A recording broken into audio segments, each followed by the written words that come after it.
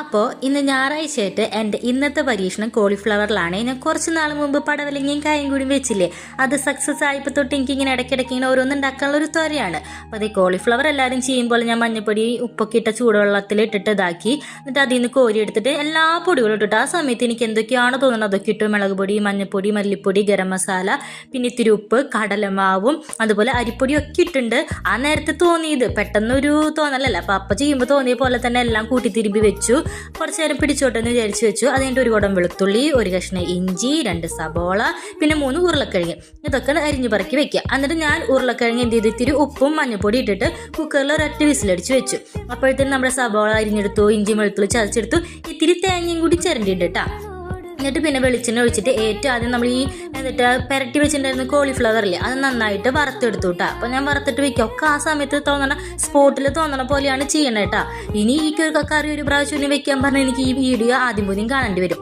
എന്നിട്ട് പിന്നെ ആ വെളിച്ചെണ്ണയിലേക്ക് തന്നെ കുറച്ച് പെരിഞ്ചീരകം പൊട്ടിച്ചു, പട്ട പൊട്ടിച്ചു, പിന്നെ ഇഞ്ചി വെളുത്തുള്ളി ചതച്ചതിട്ടു, അതിൻ്റെ സബോളയും പച്ചമുളകും കറിവേപ്പിലൊക്കെ ഇട്ട് നന്നായി വഴറ്റിയെടുത്തു.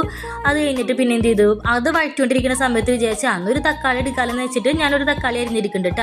എന്നിട്ട് പിന്നെ അതിലേക്ക് മുളക് പൊടി, മഞ്ഞപ്പൊടി, മല്ലിപ്പൊടി, പിന്നെ ഞാൻ മീറ്റ് മസാല ചേർച്ച മീറ്റ് മസാല ഇട്ട് അത് നന്നായി മൂപ്പിച്ച് കഴിഞ്ഞിട്ട് നമ്മുടെ തക്കാളി ഇട്ട്, ഇത് ഇവിടെ ഉണ്ടായ തക്കാളി ഒരു കുഞ്ഞു തക്കാളി, അതും കൂടി ഇട്ട് നന്നായിട്ട് വഴറ്റിയിട്ട് ഞാൻ എന്ത് ചെയ്തു, ഉരുളക്കിഴങ്ങ് വേവിച്ച വെള്ളല്ലേ അത് ഇത്തിരേശ് ഒഴിച്ച് നന്നായി ഇങ്ങനെയൊക്കെ തക്കാളി ഒന്ന് വെന്ത് വരണമല്ലോ.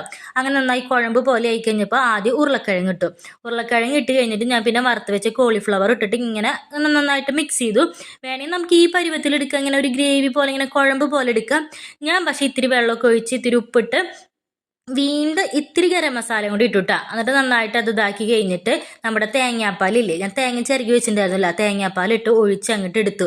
അപ്പം എനിക്ക് പെട്ടെന്ന് ഈ കറി ഉണ്ടാക്കി കഴിഞ്ഞപ്പോൾ എനിക്ക് മനസ്സിൽ ഓർമ്മ വന്നിട്ടെന്നറിയാം, ഒരു കുറുമക്കറി പോലെ ആയിണ്ടല്ലോ എന്ന്. എന്തിനാ ചാറാക്കിയെന്നല്ല, അതേ അപ്പം ഉണ്ടാക്കിയിട്ടുണ്ടായിരുന്നു കേട്ടോ.